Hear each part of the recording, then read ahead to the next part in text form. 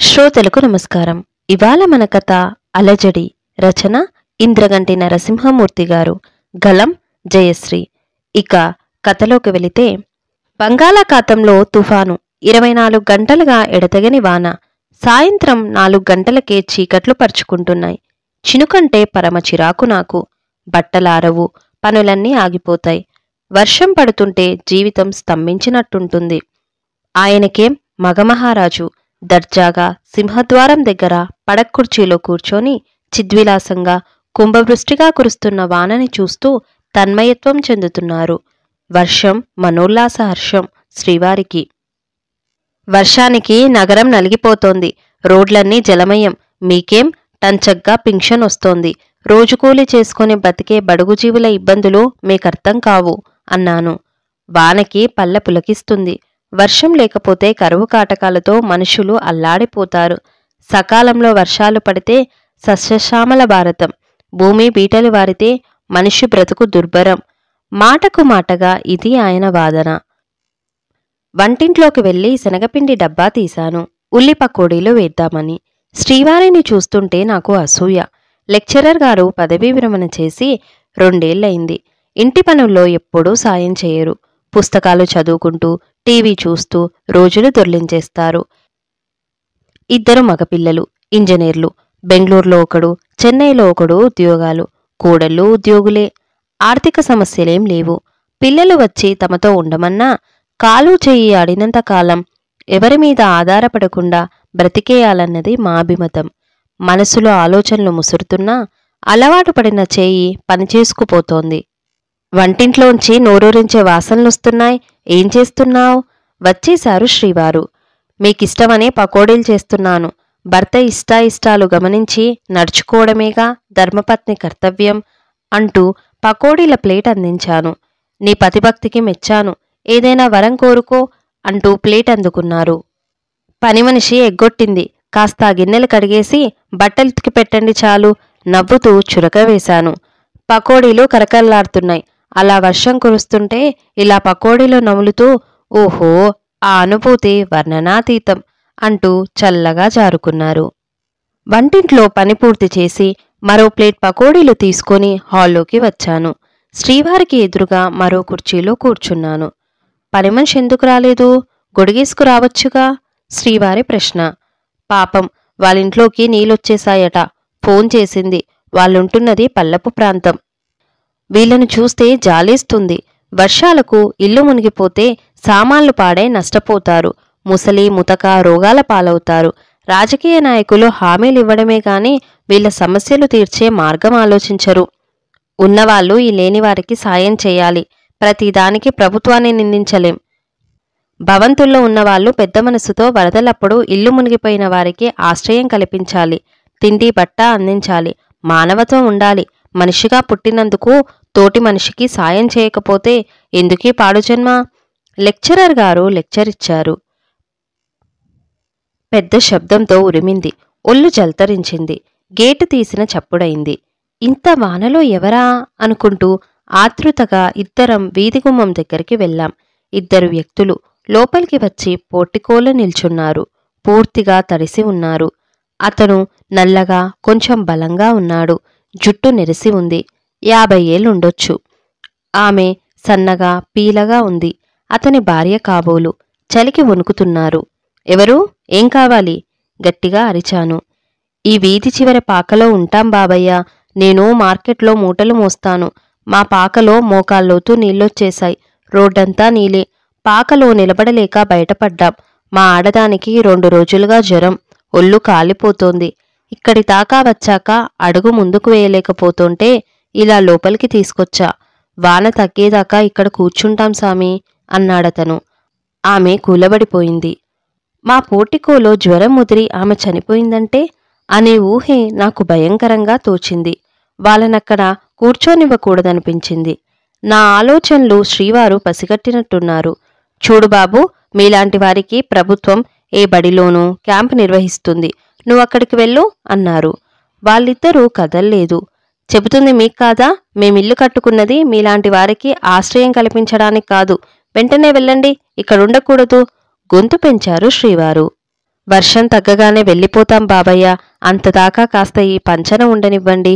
చేతులు జోడించాడతను. నాకెందుకో వాళ్ల మీద జాలి కలిగింది.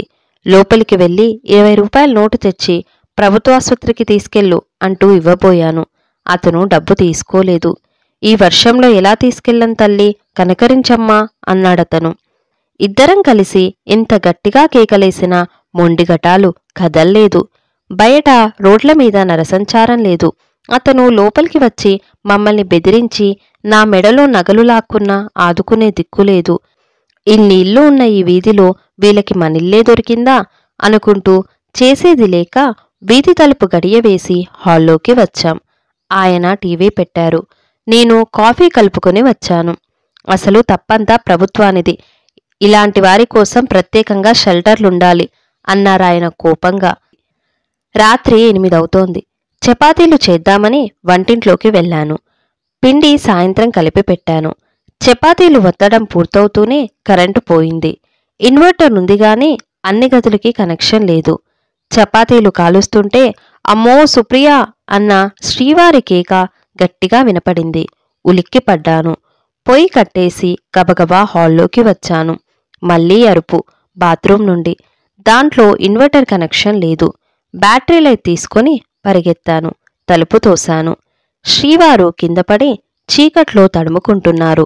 ముఖం కడుక్కుందామని వచ్చాను, కాలు జారింది, నుదురు కులాయి గొట్టానికి కొట్టుకుంది అన్నారాయన. బ్యాటరీ లైట్ వెలుగులో చూస్తే నా గుండె జారిపోయింది. రక్తం నిద్ర చిట్లినట్టుంది. రక్తం కారిపోతుంది.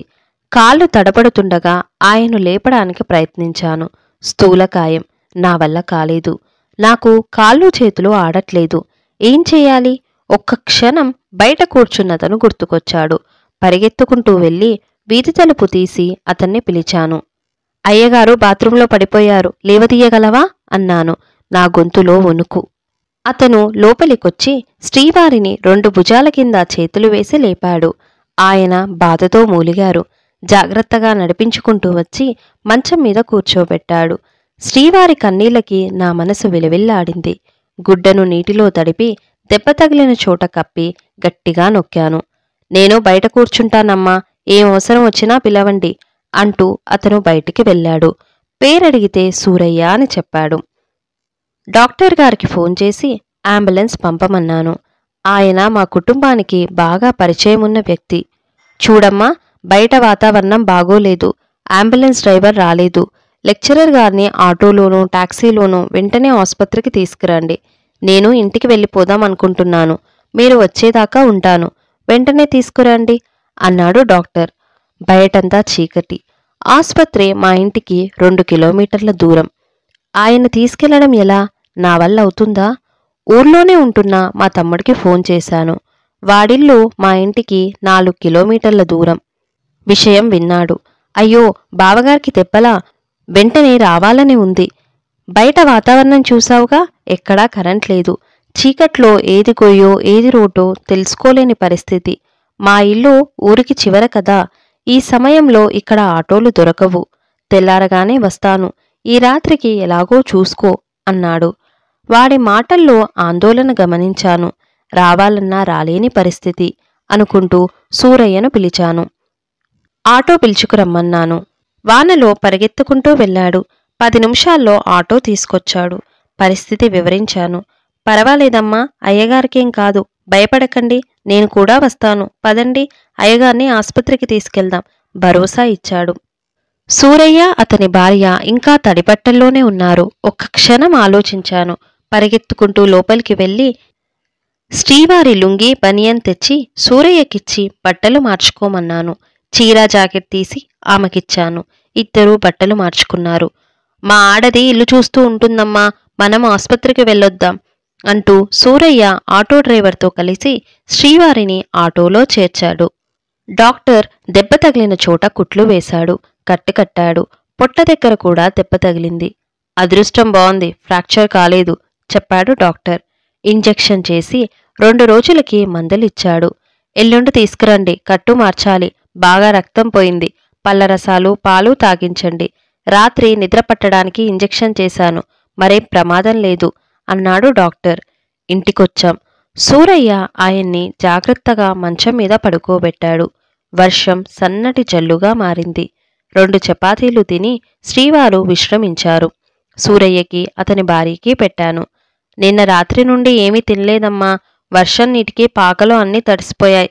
అలాగే కూర్చున్నాం అన్నాడు సూరయ్య చపాతీలు తింటూ. అవాక్కయ్యాను. రోజంతా తిండి లేకుండా ఎలా ఉండగలిగారో. సాయంత్రం మా ప్రవర్తనకి సూరయ్య మొహంలోకి చూడాలంటే సిగ్గుగా అనిపించింది. ఓ జ్వరం మాత్ర తెచ్చి సూరయ్య భార్యకిచ్చాను. లోపలికొచ్చి ముందు గదిలో పడుకోమన్నాను. కప్పుకోడానికి దుప్పట్లిచ్చాను. ఏమవసరం వచ్చినా పిలవండమ్మా అంటూ ఇద్దరూ పడుకున్నారు. నాకేం తినబుద్ధి కాలేదు. మంచినీళ్లు తాగివచ్చి సోఫాలో కూర్చున్నాను. మనసంతా వ్యాకులత, అలజడి. క్షణం తర్వాత ఏం జరగబోతుందో తెలుసుకోలేకపోవడమేగా జీవితమంటే అనిపించింది. సాయంత్రం దాకా నవ్వుతూ కబుర్లు చెప్పిన మనిషి ఎంత బాధపడ్డారు, ఎంత భయపడ్డాడు. మనసులో ఆలోచనల సుడులు తిరుగుతున్నాయి. సాయంత్రం సూరయ్య గేటు తీసుకొస్తుంటే భయం మనసును కమ్మింది. ఇప్పుడు అతడున్నాడన్న ధైర్యం వెన్నుతడుతోంది. ఈ మనిషి అవసరం ఎప్పుడొస్తుందో ఎవరికెరుక. నిజానికి సూరయ్య సాయంత్రం మా ఇంటికి రాకపోతే నా పరిస్థితి తలుచుకుంటే ఒళ్ళు జలతరించింది. కళ్ళమ్మట నీళ్లు ఉబికి వస్తున్నాయి. ఆలోచనలోంచి తేరుకొని నన్ను నేను ఊరడించుకొని బెంగళూరు పెద్దబ్బాయికి ఫోన్ చేశాను. కడుపులో బాధను కడుపున పుట్టిన వాడితోనే కదా పంచుకోవాలి.